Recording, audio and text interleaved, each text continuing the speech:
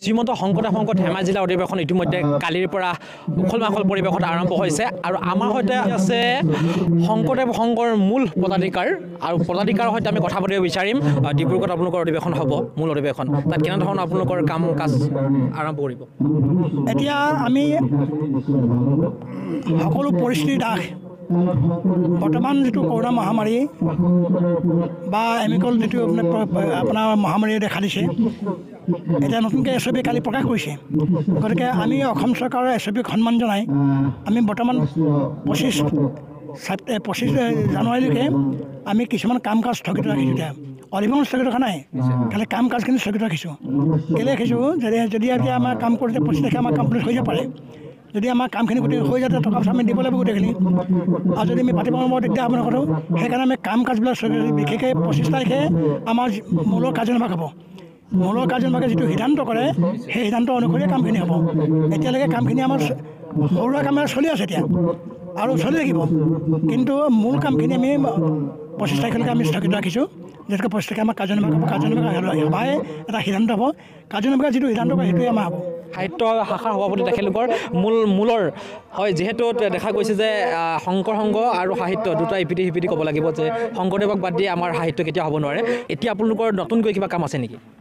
শ্ৰীমন্ত শংকৰদেৱ সংঘৰ প্ৰতি বছৰে প্ৰতিখন শাখা সমিতিয়ে কেতবোৰ গুৰুত্বপূৰ্ণ কৰ্মসূচী গ্ৰহণ কৰে। এইবাৰ আমাৰ সাহিত্য শাখা সমিতিয়ে অভিলাষী কাৰ্যসূচী গ্ৰহণ কৰিছে। কীৰ্তন ঘোষাৰ নেপালী অনুবাদ এইবাৰ উন্মোচনৰ কাৰণে সাজু কৰা হৈছে। একেদৰে কেইবাখনো বিদ্যায়তনিক গ্ৰন্থ, শংকৰদেৱৰ সাহিত্য সম্পৰ্কীয় এখন বিদ্যায়তনিক গ্ৰন্থ কৰা হৈছে। শ্ৰীমন্ত শংকৰদেৱ সংঘৰ যি জন্মস্থান পলাশনি, তাৰ গোটেই ঐতিহ্য সামৰি এখন কিতাপ প্ৰস্তুত কৰা হৈছে।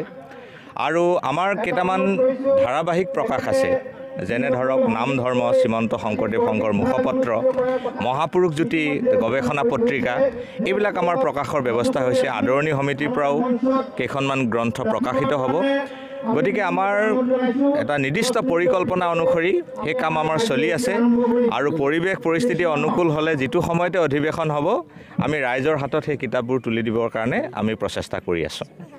যুৱ সমাজ, যুৱ প্ৰজন্মক যিটো মই এবাৰ সুধিছিলোঁ যে উশৃংখলতাৰ ক্ষেত্ৰত খুব চমুকৈ আপুনি কি ক'ব?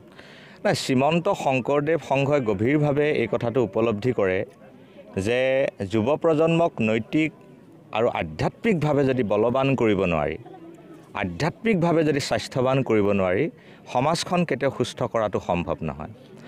আৰু এই নৈতিক আৰু আধ্যাত্মিকভাৱে বলৱান কৰিবৰ কাৰণে যদি শিক্ষা লাগে, প্ৰেৰণা লাগে, সমল লাগে, এই আটাইখিনি মহাপুৰুষ শ্ৰীমন্ত শংকৰদেৱৰ আদৰ্শৰ মাজত আছে।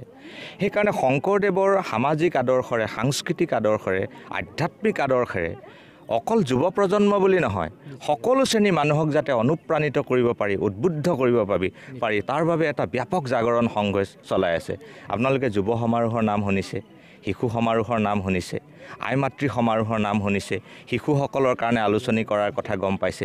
এই গোটেইবিলাক হ'ল এই জাগৰণৰে একোটা অতি বলিষ্ঠ অংশ আচলতে। আৰু আমি আশাবাদী যে এই জাগৰণে এদিন এটা আমি লক্ষ্য কৰা ঠাইখিনি আমি স্পৰ্শ কৰিব পাৰিম। আপোনালোকে যুৱ সমাৰোহৰ নাম শুনিছে, শিশু সমাৰোহৰ নাম শুনিছে, আই মাতৃ সমাৰোহৰ নাম শুনিছে, শিশুসকলৰ কাৰণে আলোচনী কৰাৰ কথা গম পাইছে। এই গোটেইবিলাক হ'ল এই জাগৰণৰে একোটা অতি বলিষ্ঠ অংশ আচলতে। আৰু আমি আশাবাদী যে এই জাগৰণে এদিন এটা আমি লক্ষ্য কৰা ঠাইখিনি আমি স্পৰ্শ কৰিব পাৰিম।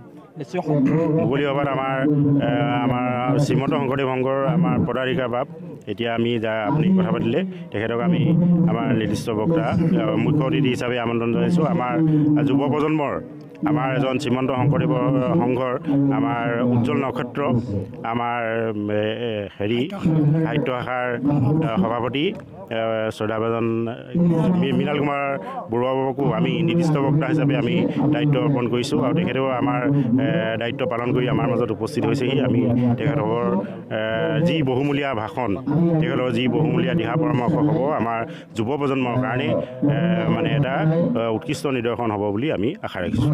তেখেতলোকৰ ভাগৱত যাত্ৰা হৈছে, সমন্বয় শোভাযাত্ৰা হৈছে, ইয়াতে পদাধিকাৰ আহিছে, স্মৃতিগ্ৰন্থ উন্মোচন হৈছে, মুঠপত 12দিনীয়া তেখেতলোকৰ যি সাংস্কৃতিক আজি কাৰ্যসূচী, ইতিমধ্যে সাংস্কৃতিক কাৰ্যসূচী বনদৰ কাৰ্যসূচী আৰম্ভ হৈছে। এয়া হৈছে ধেমাজি জিলাৰ পূৰ্ণানন্দ আটৈ ক্ষেত্ৰত যে হোৱা শ্ৰীমন্ত শংকৰদেৱ ধেমাজি জিলা অধিৱেশনৰ ভাগ।